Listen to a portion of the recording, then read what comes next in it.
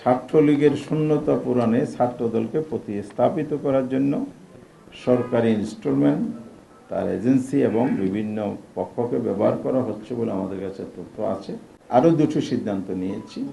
একটা হলো আমরা জেলা পর্যায়ে লিয়াজু কমিটি গঠন এবং তার জন্য আমাদের যেমন বিভাগীয় সমাবেশের নেতৃত্ব যাবে, আবার লিয়াজু কমিটিও নেতৃবৃন্দ আবার কেন্দ্রীয় নেতৃবৃন্দ সহ সমন্বয় করে আমরা জেলা ভিত্তিক একটা সফর প্রোগ্রাম আমরা রেখেছি।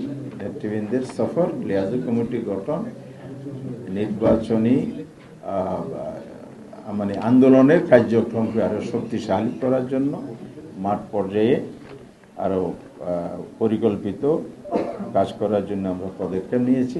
তার সাথে প্রত্যেক জেলায় এবং মহানগরী, রাজধানী ঢাকা সহ বিভিন্ন পেশাজীবী আছে, সিভিল সোসাইটির প্রতিনিধি আছে, নাগরিক প্রতিনিধি আছে, তাদের সাথে আমরা মত বিনিময় প্রোগ্রাম রেখেছি। ঢাকায় বাজেট সংসদ হবে সামনে জুন মাসে, তার প্রতিক্রিয়ায় প্রোগ্রাম আসবে।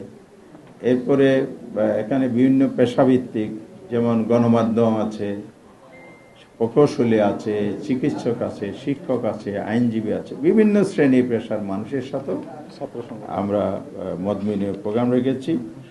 এরপরে শিক্ষাঙ্গনে যে নৈরাজ্য, সন্ত্রাস, দখলদারিত্বের প্ল্যান হচ্ছে, অশুভ পরিকল্পনা হচ্ছে, যেই বৈষম্যবিরোধী ছাত্র সংগঠন আপনার 5ই আগস্ট চূড়ান্তভাবে তো পতন হয়েছে ফেসিবাদী সরকারের, এর আগে কিন্তু ক্যাম্পাসগুলো মুক্ত করেছিল।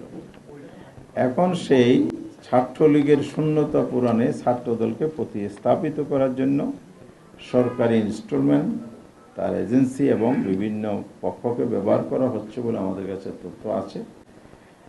এই অশুভ পায়তারা রুখে দিতে হলো ছাত্র সমাজকে সচেতন, সজাগ করতে হবে। তার জন্য আমরা ছাত্রদের সাথে একটা মত বিনিময়ের পদক্ষেপ এখানে গ্রহণ করেছি। সেই সাথে মত বিনিময় প্রোগ্রাম যেমন চলবে, আবার দলীয়ভাবেও প্রত্যেক দল দলীয় ব্যানারে রাউন্ড টেবিল করা, বিভিন্ন সমাবেশ করা, বিক্ষোভ করা, বিভিন্ন ইস্যুতে ভূমিকা রাখা, এগুলো অব্যাহত থাকবে। সবশেষে আমরা আগামী অক্টোবরের দিকে যখন একটু রেনি সিজন কেটে উঠবে, তখন আমরা রাজধানীতে একটা মহাসমাবেশের ডাক দেবো। ঢাকামুখী আমরা গণসমাবেশ করব। এভাবেই আমরা একটা চিন্তা ভাবনা করে আজকে প্রোগ্রাম শেষ করেছি। এ হচ্ছে প্রোগ্রামের আজকে ব্রিফিং। সবাইকে ধন্যবাদ। জি।